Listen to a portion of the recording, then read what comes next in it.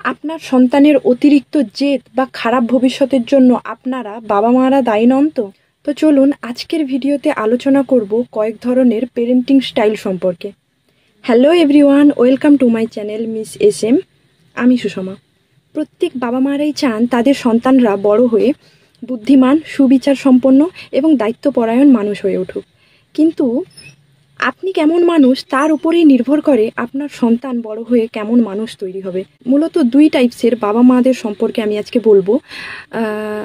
এই পেরেন্টিং স্টাইলগুলো আমরা হামেশাই দেখতে পাই। ধরুন বাবা মাদের সাথে তার সন্তান মেলাতে গেছে, তো মেলাতে কোনো খেলনা নেওয়ার জন্য হয়তো সন্তানটা বায়না করছে, কিংবা কোনো কিছু খাওয়ার জন্য বায়না করছে, কিন্তু আপনি এতটাই ফোনে বিজি কিংবা আপনি আপন কর্মে এতটাই মগ্ন যে সেটাকে দেখলেনই না, পর্যন্ত সেটা আপনার চোখেই পড়লো না, কিংবা যদিও আপনি দেখলেন সেটাকে অগ্রাহ্য করলেন। আবার ধরুন আপনার সন্তানটা স্কুলে ফার্স্ট হতে পারেনি, কিংবা আপনার আশানুরূপ রেজাল্ট করতে পারেনি। তাতে আপনারা কি করেন? সন্তানকে হয় মারধর করেন, তখনই হয়তো তার গালে দুটো চড় বসিয়ে দিলেন, কিংবা তাকে শাসন করেন, এতটাই অত্যাধিক মাত্রায় শাসন করেন যে তার মধ্যে একটা ভীতি কাজ করে, একটা ভয় কাজ করে। আপনি সারাদিন অফিস কাজ কিংবা যদি হাউসওয়াইফ হন, বাড়ির কাজ এইসব নিয়ে এতটাই ব্যস্ত থাকলেন যে আপনি আপনার সন্তানটিকে সময়ই দিতে পারছেন না, সন্তানের সাথে কোয়ালিটি অফ টাইমও স্পেন্ড করছেন না, কিংবা তার কোনো প্রয়োজন, তার স্কুলের পড়াশোনা সংক্রান্ত কোনো কিছু প্রশ্ন করলে আপনি হয়তো এড়িয়ে যাচ্ছেন, যেটা সন্তানদের ভবিষ্যতের ওপরে খুবই খারাপ এফেক্ট করে।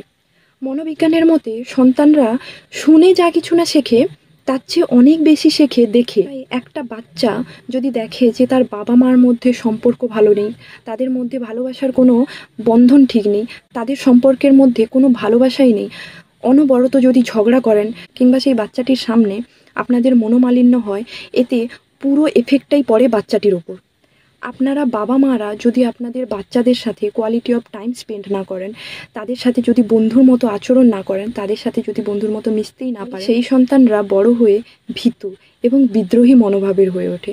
তাদের আশানুরূপ যদি কোনো কাজ না হয়, তাদের মনের মতো যদি কোনো কাজই না হয়, তাহলে তারা হতাশ হয়ে পড়ে। বাচ্চারা বড় হয়ে কোনো রকম কোনো কিছুই সিদ্ধান্ত নিতে পারে না। আর যারা ইনভলভ পেরেন্টসরা আছেন, যে বাবা মারা তাদের সন্তানদের প্রতি সমান দায়িত্বশীল এবং সমান যত্নবান, আপনারা যদি আপনাদের সন্তানদের সাথে বন্ধুত্বপূর্ণ আচরণ করেন, কিংবা আপনার সন্তান যদি আপনাদের কোনো প্রশ্ন করে থাকে তার যথোপযুক্ত উত্তর দেন, কিংবা সেই প্রশ্নের মাঝে আপনারা প্রশ্ন করে তার আগ্রহ আরও বাড়িয়ে দেন এবং প্রশ্নের উত্তরগুলো যথোপযুক্ত দিতে থাকেন, তাতে বাচ্চারা ক্রিয়েটিভ হয়। মধ্যে যদি সুসম্পর্ক বজায় থাকে এবং বাবা মারা যদি সন্তানদের সাথে স্নেহ এবং ভালোবাসার সাথে আচরণ করেন, তাহলে দেখবেন আপনাদের সন্তানরা সেখান থেকে একটি ভালো সম্পর্কের গুরুত্ব বুঝতে শিখবে।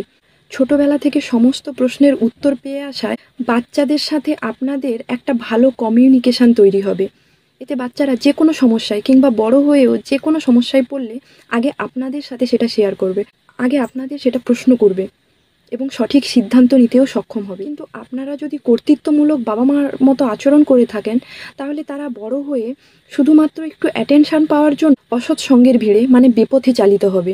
তারা ঠিক ভুলের পার্থক্য বুঝতে পারবে না এবং যে কোনো সমস্যায় তারা হতাশায় ভুগবে। তো আপনারা পেরেন্টসরা যদি চান আপনাদের সন্তানরা বড় হয়ে দায়িত্বশীল এবং কর্তব্যপরায়ণ মানুষ হোক, আপনাদের সন্তানের ভবিষ্যৎ যাতে খারাপ না হয়, তাহলে আমি কয়েকটি সায়েন্টিফিক টিপস আপনাদের বলবো, যেগুলো আপনাদের সবাইকে মেনে চলতে হবে। 1. বাচ্চাদের সাথে কোয়ালিটি অফ টাইম স্পেন্ড করুন।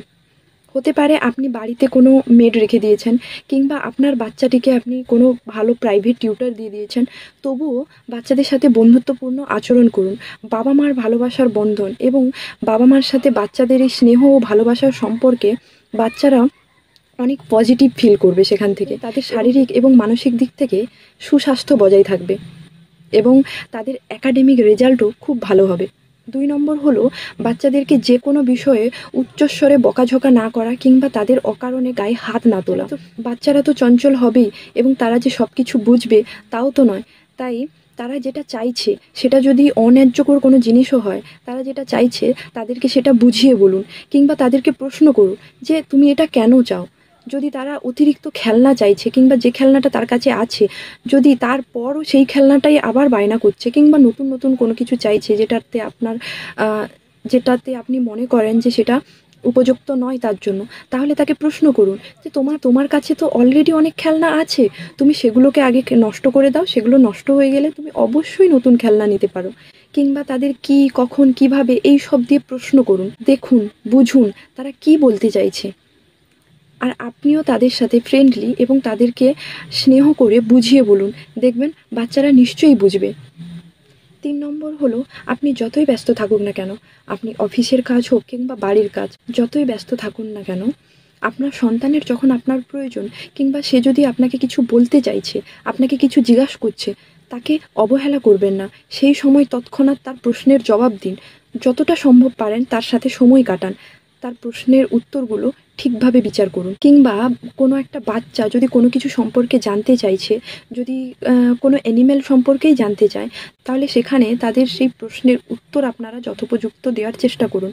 আরও যদি পারেন সেইখানে আপনারা আরও বরং প্রশ্ন জুড়ে দিতে পারেন যে, বলো তো এই প্রাণীটা কি খায়, এই প্রাণীটা কীরকম দেখতে, এই প্রাণীটার গায়ের রং কী, এই প্রাণীটার বাচ্চাকে কি বলে। এতে দেখবেন বাচ্চাদের জানার ইচ্ছে বাড়বে এবং বাচ্চাদের ক্রিয়েটিভ মাইন্ড তৈরি হবে। 4 নম্বর হলো, দেখবেন বাচ্চারা কিন্তু অনুকরণ করে, মানে বাচ্চারা বেশিরভাগ দেখেই শেখে। তাই বাবা মারা যদি কোনো ভুল কাজ করে, সেখান থেকে কিন্তু খারাপ ইমপ্রেশন পড়বে বাচ্চাদেরই ওপর। তাই চেষ্টা করবেন বাচ্চাদের সামনে নিজেকে যতটা পারুন ফ্রেশ এবং ভালো অ্যাক্টিভিটির সাথে যুক্ত রাখতে। মানে ধরুন সকালবেলাতে তাড়াতাড়ি ওঠা, সকালে উঠে শরীরচর্চা করা, কিংবা ভালো হেলদি ফুড খাওয়া, মোবাইল ফোন কিংবা টিভিটাকে এড়িয়ে চলা। তাতে দেখবেন বাচ্চাদেরও মোবাইল ফোন কিংবা টিভিতে বেশি সময় কাটানোর থেকে আপনাদের সাথে কথা বলে বেশি খুশিতে থাকছে। তাই আপনাদের সন্তানকে বুদ্ধিমান, সুবিচার সম্পন্ন এবং শারীরিক ও মানসিক দিক থেকে ভালো মানসিকতার মানুষ করতে চাইলে অবশ্যই আজ থেকে এই টিপসগুলো মেনে চলুন। এবং এই রকম রিলেটেড আরও ভিডিও পাওয়ার জন্য আমার চ্যানেলটিকে সাবস্ক্রাইব করুন এবং জুড়ে থাকুন মিস SM চ্যানেলের সাথে।